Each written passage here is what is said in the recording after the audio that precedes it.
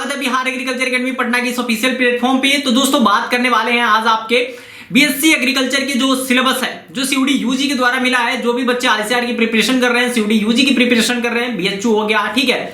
इसके अलावा बहुत सारी सेंट्रल यूनिवर्सिटीज हो गई जो कि इसमें पार्टिसिपेट कर रही हैं। आपकी विश्व भारती है, ठीक है, सीयूएसबी है। इन सारी यूनिवर्सिटीज की जो भी बच्चे यहाँ पे फॉर्म का वेट कर रहे थे, उसका भी फॉर्म आ चुका है और इसके डिटेल सिलेबस के बारे में इस वीडियो में हम लोग बात करने वाले हैं। तो आप लोग बने रहे, लास्ट तक वीडियो को देखेंगे। संपूर्ण सिलेबस के बारे में मैं बताऊंगा, क्योंकि सिलेबस जानना बहुत ही ज्यादा इंपॉर्टेंट हो चुका है दोस्तों आपके लिए। क्योंकि सबसे बड़ा रीजन इसमें क्या है कि आपकी एग्जामिनेशन जो है उसको पहले कंडक्ट कराई जा रही है। यानी कि जो एग्जामिनेशन आपकी मई की लास्ट वीक में जाती थी, उसको यहाँ पे इस साल सीयूडी ने क्या किया है, बदलाव किया है और मई की फर्स्ट वीक से ही लेना स्टार्ट कर दिया है। तो आपकी डेट कभी भी आ सकती है 8 मई से 1 जून के बीच में। तो आप जो प्रिपेयर होंगे, अब इन 2 महीनों में आपको प्रिपेयर करना होगा अपने एग्जामिनेशन के लिए, अपने सारे सिलेबस को, वो चाहे केमिस्ट्री बायो एग्रीकल्चर हो या फिजिक्स केमिस्ट्री एग्रीकल्चर हो, ठीक है, या फिजिक्स केमिस्ट्री बायो हो।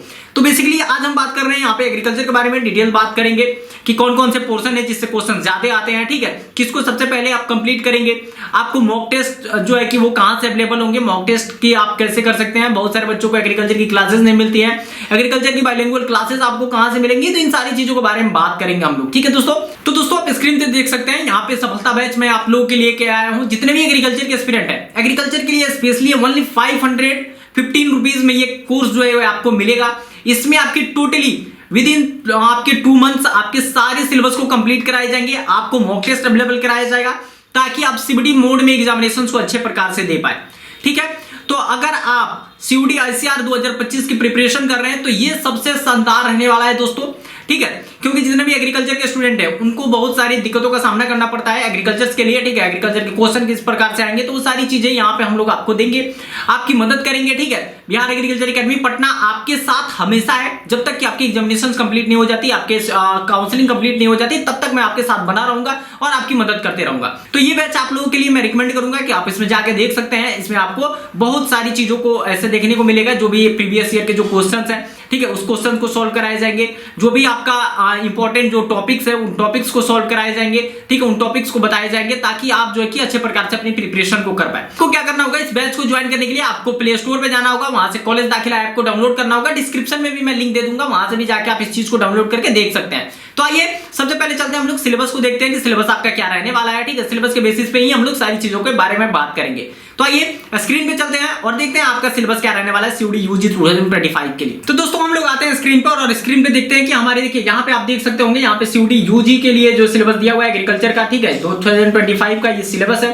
यूनिट 1 के बारे में सबसे पहले बात करेंगे कि आपका यूनिट 1 जो है वो क्या रहने वाला है, ठीक है। यूनिट 1 में कौन कौन सी चीजें आपको पढ़नी है, तो देखिए बेसिकली आप यहाँ पे देख सकते हैं। सबसे पहले आपका यूनिट 1 में जो है एग्रोमेट्रोलॉजी है, genetics and plant breeding, biochemistry and microbiology है, ठीक है। तो ये सारे टॉपिक्स आपको कवर करने हैं आपके जो है कि यूनिट 1 में। अब देखिए इसमें एग्रोमेट्रोलॉजी में क्या क्या पढ़ना है, एलिमेंट ऑफ वेदर, रेनफॉल, ठीक है, temperature, humidity, wind velocity, sunshine, weather forecasting, ठीक है, climate change in relation to crop protection, climate classification, monsoon in India, ठीक है। तो एग्रोमेट्रोलॉजी में हम लोग को मौसम के बारे में पढ़ना है, ठीक है, क्या टेम्परेचर है, ठीक है, क्या आपका जो है कि यहाँ पे रेनफॉल के कितना रहने वाला है, इन सारी चीज को, ह्यूमिडिटी क्या रहने वाली है, इन सारी चीजों के बारे में हम लोग बेसिकली इसमें पढ़ेंगे, ठीक है। जेनेटिक्स एंड प्लांट ब्रीडिंग की अगर बात कर ले तो जेनेटिक्स एंड प्लांट ब्रीडिंग में आपको सेल एंड इट्स स्ट्रक्चर के बारे में पढ़ना है, cell division, mitosis and meiosis के बारे में एंड देयर सिग्निफिकेंस के बारे में पढ़ना है, organisation of the genetic material in chromosome, DNA, RNA, ठीक है, मेंडल्स लॉ ऑफ इनहेरिटेंस, देखिए बहुत ही इंपॉर्टेंट रहता है मेंडल लॉ, क्योंकि मेंडल लॉ जो है था आपका, ठीक है, वो किस पे किया गया था, मर्डर पे किया गया था। तो इन सारी चीजों के बारे में आपको पढ़ना है। यहाँ पे reason for the success of Mendel in his experiment, इसके बारे में पढ़ना है, ठीक है। इसके बारे में role of genetics in plant breeding, self and cross pollinated crop, ठीक है, सेल्फ पोलिनेटेड यानी स्वपरागित का, उसके बाद आपका परपरागित यानी जो क्रॉस पोलिनेशन, जिन भी प्लांट्स में आपका सेल्फ जो होता है पोलिनेशन होता है, ठीक है, किन प्लांट्स में आपका क्रॉस पोलिनेशन होता है। तो इन सारी चीजों के बारे में यहाँ पे डिटेल्स में पढ़नी है। मेथड ऑफ ब्रीडिंग के बारे में पढ़ना है, इन फील्ड क्रॉप प्रोडक्शन, कि जो आपका फील्ड क्रॉप प्रोडक्शन है उसमें ब्रीडिंग कैसे कराया जाता है, इन सारी चीजों के बारे में पढ़ेंगे आप, ठीक है। म्यूटेशन के बारे में, पॉलीपोलाइट के बारे में, tissue, cell culture, history and importance of plant breeding के बारे में पढ़ेंगे, ठीक है, क्या हिस्ट्री है उसका, क्या उसका इंपॉर्टेंस है प्लांट ब्रीडिंग का, इसके बारे में भी पढ़ेंगे, ठीक है। Objective and role of plant breeding के बारे में पढ़ेंगे, breeding methods and itself of cross pollinated crops के बारे में पढ़ेंगे, plant biotechnology definition and scope in crop production पढ़ेंगे। बायोटेक्नोलॉजी ऑफ प्लांट ब्रीडिंग, इसके बारे में पढ़ेंगे। नेक्स्ट आते हैं बायोकेमिस्ट्री में। बायोकेमिस्ट्री में बात करेंगे तो पीएच एंड बफर्स के बारे में पढ़ेंगे, ठीक है।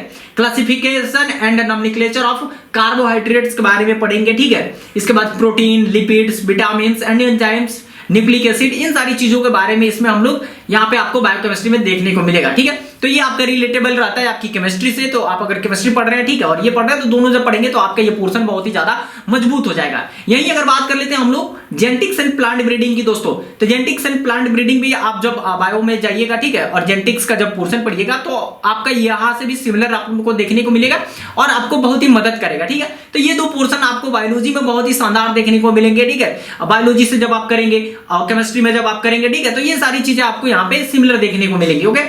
इसके बाद आते हैं हम लोग माइक्रोबायोलॉजी के बारे में। माइक्रो जो कि सेल स्ट्रक्चर के बारे में पूछेगा, माइक्रो ऑर्गेनिज्म के बारे में पूछेगा, एल्गी, बैक्टीरिया, फंगी, ठीक है, protozoa, virus, role of micro organism in respiration पूछ रहा है, ठीक है। इन सारी चीजों के बारे में हम लोग क्या करेंगे, एक एक पढ़ेंगे। देखिए डिटेल्स में पढ़ेंगे हर एक चीज के बारे में हम लोग, ठीक है।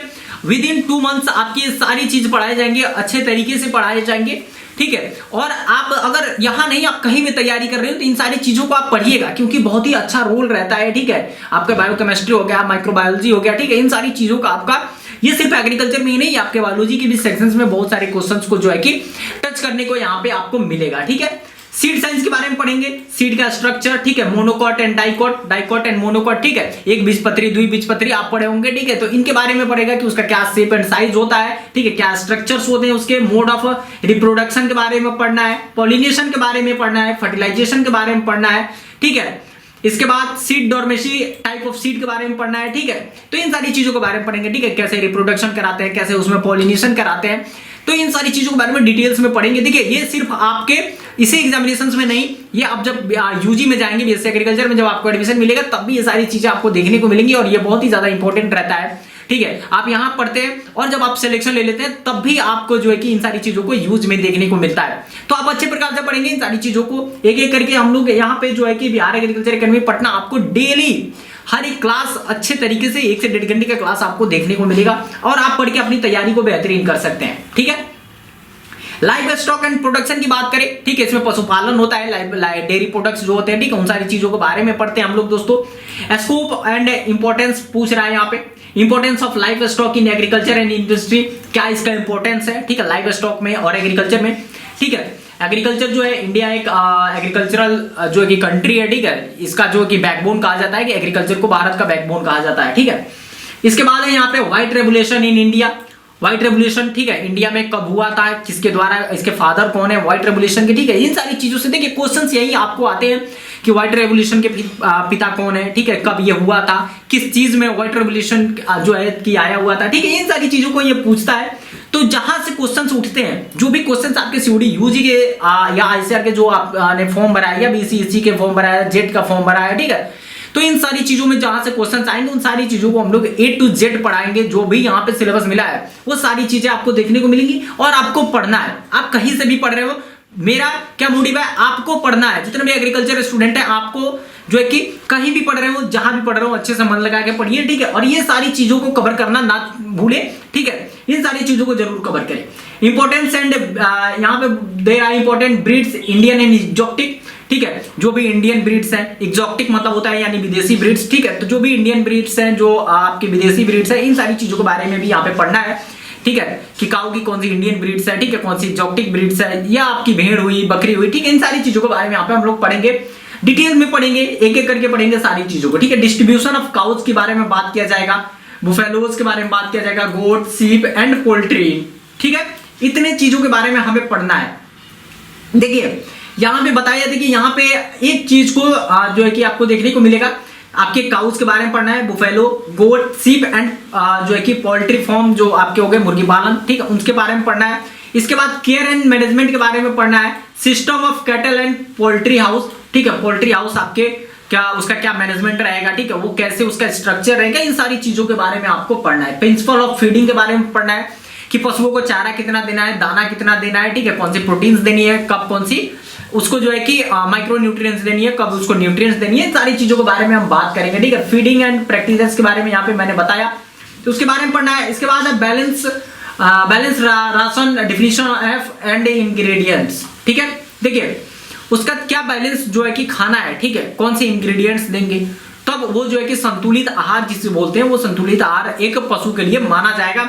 इसके बारे में पढ़ना है, उसका क्या डिफिनीशन है, ठीक है। मैनेजमेंट ऑफ काल्व्स, बुलडॉग्स, ठीक है, pregnant and milk animals. Milk animals मतलब जो दुधारू पशु होते हैं, ठीक है, तो प्रेग्नेंट एनिमल्स हो गए, ठीक है, या जो दुधारू पशु हो गए, तो उनके लिए आपको जो है कि मैनेजमेंट के बारे में पढ़ना है कि कैसे उसका देखभाल करेंगे, ठीक है, कैसे आप उसको रखेंगे, इन सारी चीजों के बारे में पढ़ेंगे हम, ठीक है।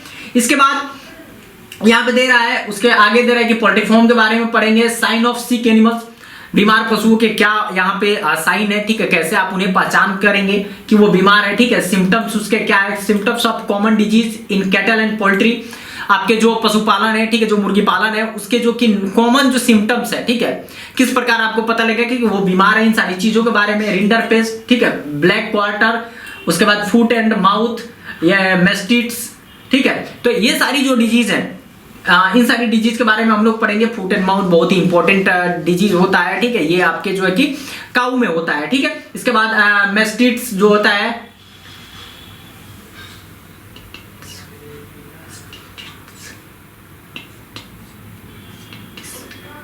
मेस्टिटिस जो है आपका, ठीक है, ये भी आपके काऊ में होता है, ठीक है। इसके अलावा बहुत सारी यहाँ पे बीमारी दिया गया है, ठीक है, फाउल पॉक्स, ठीक है, रानीखेत डिजीज दिया है, ये आपकी मुर्गी में होता है, ठीक है। तो ये सारी चीजों के बारे में हम लोग जो है कि डिटेल्स में पढ़ेंगे। जब हम क्लासेस स्टार्ट करेंगे तो इन सारी चीजों के बारे में पढ़ेंगे। मैंने अभी ओवरव्यू आपको बता दिया कि ये सारी चीजें आपको पढ़नी है।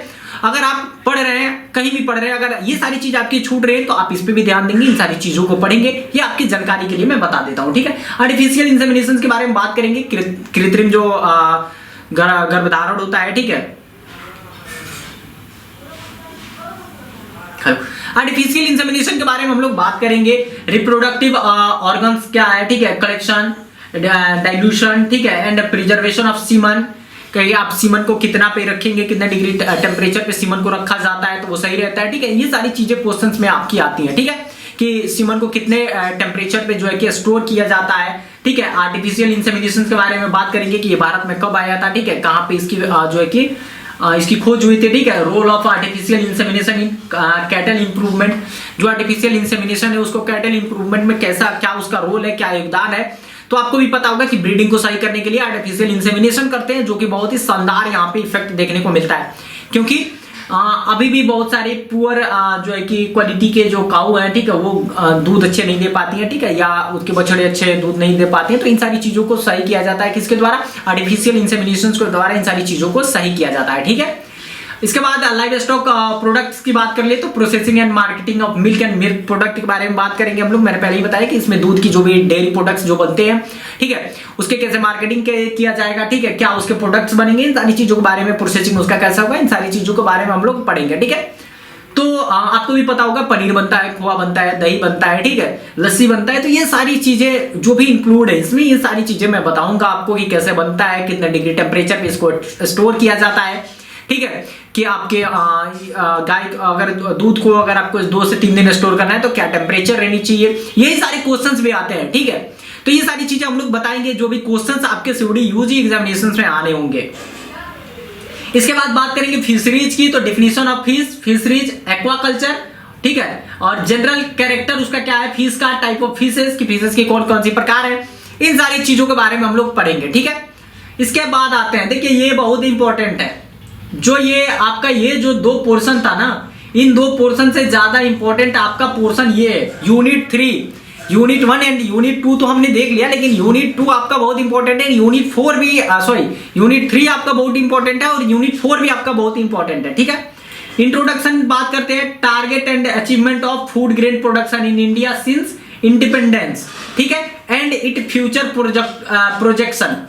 देखिए यहां पे बात कर रहा है कि जो भी आपके टारगेट थे, जो अचीवमेंट्स थे, हमने क्या टारगेट रखे थे, क्या अचीवमेंट्स पाया है भारत अभी तक, ठीक है, फूड ग्रेन के प्रोडक्शन में आजादी से पहले से लेके, ठीक है, अभी तक के क्या डाटा रहे हैं, तो इन सारी चीजों के बारे में हम लोग बात करेंगे, ठीक है। क्या प्रोजेक्शन है अभी फ्यूचर के, कि फ्यूचर में हमें कहां तक इसको लेके जाना है, इन सारी चीजों के बारे में बात करेंगे, ठीक है।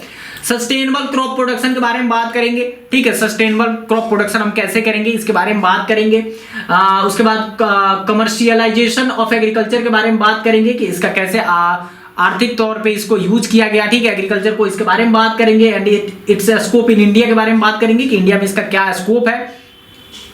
इसके बाद बात कर लेते हैं classification of field crop based on their utility, serial, pulse, oil seed, fibre, sugar, forage and forage crops, ठीक है।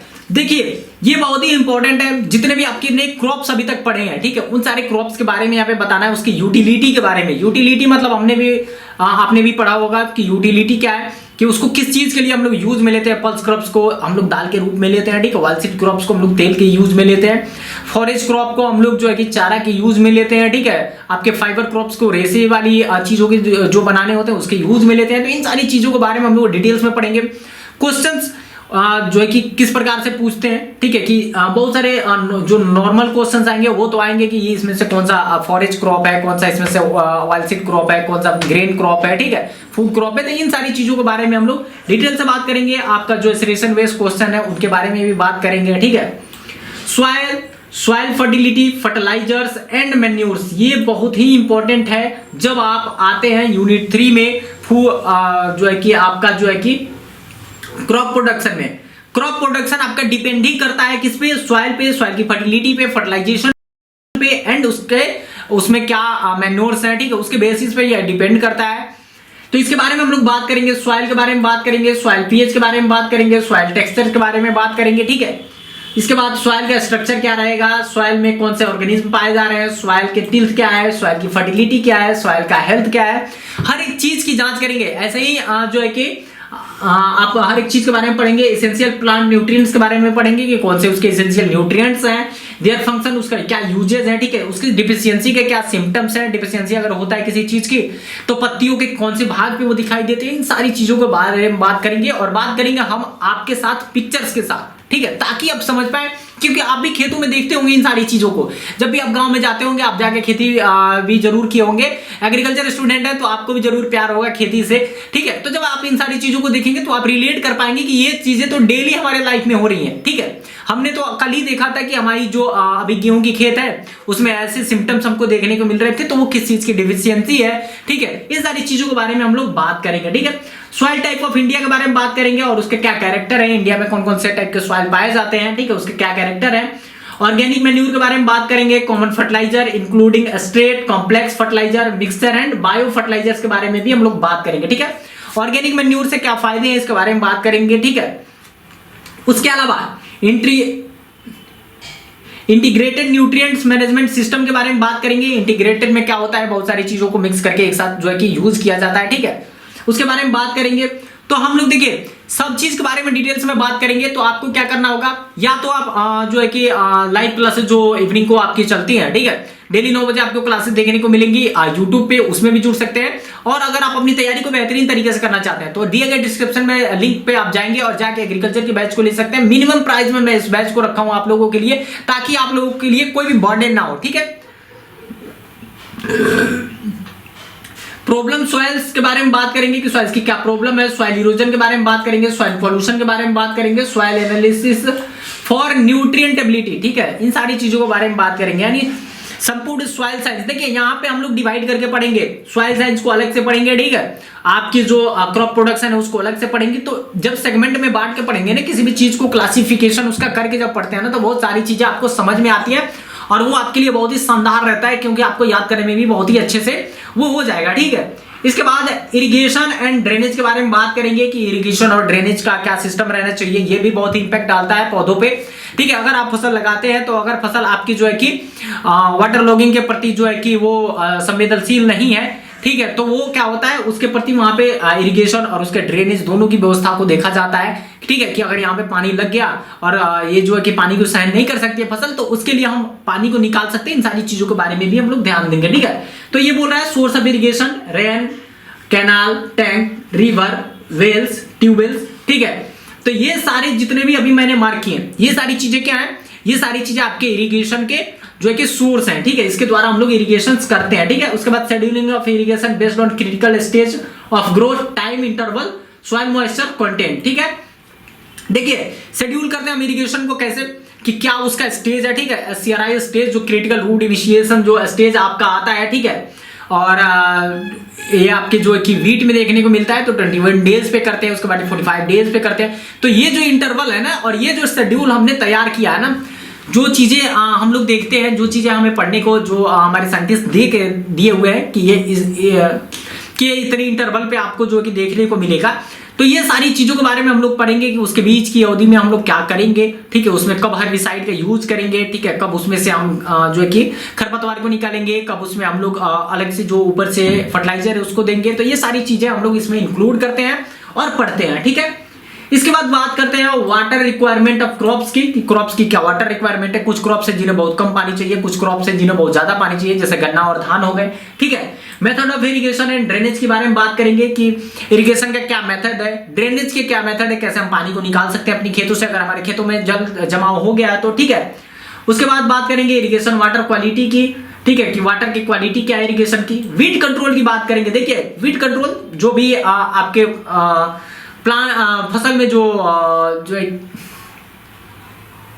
आपके फसल में जो है कि जो भी चीजें अनवांछित हैं, जो भी चीजें आपकी यूज की नहीं है, ठीक है, वो क्या होती है, खरपतवार होती है। और खरपतवार का वीड क्लासिफिकेशन का हम लोग कैसे यूज करते हैं, ठीक है, उसको कैसे हटाते हैं, इन सारी चीजों के बारे में बात करेंगे, कैसे उसका कंट्रोल करेंगे। तो वीड क्लासिफिकेशन एंड वीड के कैरेक्टर के बारे में बात करेंगे, principle of weed control method के बारे में बात करेंगे, ठीक है, कल्चरल, मैकेनिकल, ठीक है। उसके बाद आपका chemical, biological and integrated weed management के बारे में बात करेंगे, ठीक है। कल्चरल बहुत सारी चीजें, कल्चरल मतलब हम क्या करते हैं उसमें उसको जो है कि इंटरकल्चर करके और उस सारी चीजों को निकाल लेते हैं हाथ से। उसके बाद मैकेनिकल बहुत सारी इंस्ट्रूमेंट आई हुई है, उन सारी चीजों से मैकेनिकल तरीके से हम उस चीज को निकालते हैं। उसके बाद केमिकल की बात कर ले तो आपको बहुत सारे केमिकल्स देखने को मिलेंगे, 2,4-D वगैरह हो गया, ठीक है। इन सारी चीजों से हम लोग क्या करते हैं, आप जो है कि वीड का कंट्रोल करते हैं। बायोलॉजिकल तरीके से हम लोग कैसे इसका वीड का कंट्रोल करेंगे इसके बारे में पढ़ेंगे, ठीक है। और इंटीग्रेटेड तरीके से कैसे वीड मैनेजमेंट करेंगे, इन सारी चीजों के बारे में पढ़ेंगे, ठीक है। अब आइए भैया क्रॉप्स पे। क्रॉप्स की बात करें तो जितने भी स्टूडेंट्स हैं, देखिए सीड बेड प्रिपरेशन के बारे में बात करेंगे। बच्चों सीड बेड प्रिपरेशन कैसे करना है, आपको नर्सरी कैसे तैयार करनी है, ठीक है, सीड बेड कैसे प्रिपेयर करना है, इन सारी चीजों के बारे में हम लोग बात करेंगे। सीड ट्रीटमेंट के बारे में बात करेंगे, time of method of sowing and planting की बात करेंगे कि क्या समय रहने वाला है। तो जब भी मैं कोई क्रॉप आपको पढ़ाऊंगा, ठीक है, तो उसमें क्या करूंगा, मैं आपको बताऊंगा कि इसकी प्लांटिंग टाइम क्या है, इसकी वाटर रिक्वायरमेंट क्या है, ठीक है, इसकी क्रिटिकल स्टेज क्या है। तो ये जो चीजें अलग अलग दिया है, मैं आपको क्या करूंगा, आपको टॉपिक वाइज जैसे जैसे आप क्रॉप प्रोडक्शन में आए, ठीक है, आप जो है कि उसमें जब आएंगे तो आप जब अनाज वाली फसलें पढ़ रहे होंगे तो उसमें मैं सारी चीजें आपको स्टेप बाय स्टेप बताऊंगा कि वीट के लिए आपकी क्या क्रिटिकल स्टेज रहने वाली है, क्या वाटर रिक्वायरमेंट रहने वाला है, क्या टेम्परेचर रहने वाला है, ठीक है। वीट का मैनेजमेंट उसका कैसे करेंगे, कौन कौन से उसमें जो है कि रोग लगते हैं, इन सारी चीजों के बारे में मैं बताऊंगा। कौन सा आपको सॉइल चाहिए, कितनी पीएच होनी चाहिए, इन सारी चीजों को मैं उसमें आपको बताऊंगा, ठीक है। तो देख सकते हैं यहाँ पे इरिगेशन के इंटरकल्चर के बारे में बात करना है, वीड कंट्रोल के बारे में, कॉमन पेस्ट एंड डिजीज के बारे में बात करना है, ठीक है, बैक्टीरियल, फंगी, वायरस, ठीक है, निमेटोड के द्वारा जो भी इसमें डिजीज होते हैं, इन सारी चीजों के बारे में बात करना है। मैनेजमेंट एंड हार्वेस्टिंग के बारे में बात करना है, थ्रेसिंग के बारे में बात करना है कि उसकी थ्रेसिंग हम लोग कैसे करेंगे, ठीक है। इसके बाद बात कर ले तो पोस्ट हार्वेस्ट टेक्नोलॉजी के बारे में बात करेंगे, ठीक है, कि कैसे उसका हार्वेस्टिंग करेंगे हम लोग, स्टोरेज के बारे में, processing and marketing of major field crop, rice, wheat, maize, sorghum, pearl millet, ठीक है, groundnut, mustard, pigeon pea, gram, sugarcane, cotton, berseem, millet and their importance. ये जितने भी मेजर आपके जो क्रॉप्स है, फील्ड क्रॉप्स, ठीक है, इसके प्रोसेसिंग के बारे में, इसके मार्केटिंग के बारे में और इसके यूजेस के बारे में बात करेंगे, इसकी इंपॉर्टेंस के बारे में बात करेंगे कि हमारे आपके लिए कैसे इंपॉर्टेंट रहने वाला है, ठीक है। देखिए मॉडर्न एग्रीकल्चर, जो आपका आधुनिक एग्रीकल्चर, इसके बारे में challenges in modern agriculture, conservation agriculture के बारे में बात करेंगे, प्रिसीजन एग्रीकल्चर के बारे में बात करेंगे, नेचुरल फार्मिंग के बारे में, ऑर्गेनिक फार्मिंग के बारे में, रिमोट सेंसिंग इन एग्रीकल्चर के बारे में बात करेंगे। तो ये तो हमारा क्या था, ये क्रॉप प्रोडक्शन था, ठीक है, ये एग्रोनॉमी था। जो भी बच्चे इसको समझ रहे होंगे वो जान जाएंगे ये एग्रोनॉमी का पोर्शन था। अब आते हैं हम लोग हॉर्टिकल्चर में। यूनिट 4 भी आपके लिए बहुत ही इंपॉर्टेंट रहने वाला है और बहुत ही शानदार ये जो है कि यूनिट रहने वाला है। आपको भी पढ़ने में बहुत ही मजा आएगा। हॉर्टिकल्चर में आप बाग बगीचे के बारे में पढ़ेंगे, सब्जी के बारे में पढ़ेंगे, फूल के बारे में पढ़ेंगे, ठीक है। तो importance of fruit and vegetable in human diet के बारे में यहाँ पे हम देखते हैं, ठीक है। क्रॉप डाइवर्सिफिकेशन के बारे में एंड प्रोसेसिंग इंडस्ट्री के बारे में बात करेंगे, ऑर्चर्ड लोकेशन एंड लेआउट के बारे में, ऑर्नामेंटल गार्डनिंग के बारे में, सजावटी पौधे होते हैं ऑर्नामेंटल मतलब, एंड किचन गार्डन के बारे में बात करेंगे। ठीक है, planting system, training, pruning, intercropping, protection from Frost and sunburn के बारे में बात करेंगे, जो आपका जो है कि झुलसा रोग जिससे हो जाता है, ठीक है, जो सनबर्न हो जाता है। उसके बाद जो फ्रॉस्ट यानी कि जो पाला, जो बहुत ज्यादा ठंडी आती है, जो पाला जिसे बोलते हैं, ठीक है, उसके बारे में बात करेंगे। तो इन सारी चीजों के बारे में इसके बाद बात करेंगे। ठीक है, इसके बाद ट्री के बारे में बात करेंगे, श्रब, क्लाइंबर, एनुअल, पेरेनियल। ठीक है, डिफिनीशन एंड एग्जांपल्स के बारे में बात करेंगे, propagation by seed, cutting, budding, layering and आपके ग्राफ्टिंग। देखिए ये वाले सेशंस आपको YouTube पे देखने को मिल रहे होंगे, डेली हम लोग हॉर्टिकल्चर का एक सेक्शन अपलोड करते हैं, तो आप जाके वो सारी चीजें पढ़ेंगे और इन सारी चीजों के बारे में हम लोगों ने वहां पे डिस्क्राइब करके बताया हुआ है, तो आप भी समझ पाएंगे इसको कि कैसे आपको जो है कि इसको करना है। ठीक है, देखिए इसके बाद है cultivation, practice, processing and marketing के बारे में इसके बात करना है। अब आएंगे फ्रूट साइंस में। ठीक है, फ्रूट साइंस में हम क्या, मैंगो, पपाया, बनाना, गुआवा, सिट्रस, ग्रेप्स, ये जो जितने भी है ना, इसमें से एक आपका जो है कि सिट्रस को छोड़ के और सारी क्लासेस अपलोड हो चुकी है, तो आप जाके वहां से पढ़ सकते हैं, वो सारी चीजें देख सकते हैं। ठीक है, उनमें से बहुत सारे क्वेश्चंस आपके सीयूडी यूजी एग्जामिनेशन में आने वाले हैं, तो जरूर जाके पढ़ें, अपने दोस्तों को शेयर करें ताकि उनकी भी प्रिपरेशन अच्छे प्रकार से हो पाए। अगर आपकी कोई भी दोस्त जो भी बीएससी एग्रीकल्चर के लिए प्रिपरेशन कर रहे हैं और उनका ग्रुप जो है कि सीबीए है, तो उनको भी जरूर सजेस्ट करें आप लोग दोस्तों। ठीक है, देखिए इसके बाद बात करते हैं वेजिटेबल्स के बारे में, radish, carrot, potato, onion, cauliflower, brinjal, tomato, ठीक है, स्पिनच एंड कैबेज। ठीक है, इतने ही के बारे में हमें पढ़ना है, ज्यादा के बारे में हमें पढ़ना नहीं है। इसके बाद हमारा तीसरा सेगमेंट आता है फ्लावर्स की। फ्लावर में क्या क्या आपको पढ़ना है, तो देखिए ग्लेडियलस के बारे में पढ़ना है, ठीक है, कैना के बारे में पढ़ना है, ठीक है, कैरिजेंथमम के बारे में पढ़ना है, रोजेस के बारे में, मैरीगोल्ड के बारे में पढ़ना है, प्रिंसिपल एंड मेथड पढ़ना है। ठीक है, फ्रूट एंड वेजिटेबल प्रिजर्वेशन के बारे में कि कैसे फ्रूट एंड जो कि वेजिटेबल उसका प्रिजर्वेशन करेंगे हम लोग। Preparation of jelly, jam and ketchup chips and their packaging के बारे में बात करेंगे कि जेली कैसे बनाएंगे हम लोग, जैम कैसे बनाएंगे, केचप कैसे बनाएंगे। ठीक है, तो इन सब की मार्केटिंग कैसे करेंगे, इसका प्रिपरेशन कैसे करेंगे, इन सारी चीजों के बारे में बात करेंगे। ठीक है, तो ये ओवरऑल आपकी जो बीएससी एग्रीकल्चर थी, ठीक है, बीएससी एग्रीकल्चर के लिए जो आपका सेक्शन था, बीएससी एग्रीकल्चर के लिए जो आपके सिलेबस थे टोटल, इसके लिए हमने बात किया। आप लोग सीरीज में बने रहेंगे, नेक्स्ट वीडियो में लेके आऊंगा डिटेल कि डोमेन सब्जेक्ट आपके क्या रहने चाहिए, कौन सी यूनिवर्सिटी कौन सी डोमेन सब्जेक्ट मांग रही है। सिर्फ यूनिवर्सिटी पे बात करूंगा कि कौन कौन सी यूनिवर्सिटी आपको भरनी है। ठीक है, तो इन यूनिवर्सिटीज के लिए आप जरूर बने रहेंगे ताकि आपको समझ में आ पाए कि यूनिवर्सिटीज के लिए आपको क्या क्या करना है। ठीक है, और कौन सी यूनिवर्सिटीज आपको सीयूडी यूजी 2025 में भरनी है। ठीक है, जिससे कि आप अपने सिलेक्शन को पा सकेंगे, ज्यादा नंबर ऑफ सीट पे आप अपनी काउंसलिंग को करा सकेंगे। ठीक है दोस्तों, आशा करते हैं कि वीडियो आपको अच्छी लगी हुई है। अगर अच्छी लगी है तो एक लाइक जरूर करें, साथ ही अपने दोस्तों में भी शेयर करें। मैं हूं ऋतिक, मिलता हूं तो दोस्तों आपसे एक नई वीडियो में, तब तक के लिए दीजिए हमें इजाजत। जय हिंद, जय भारत।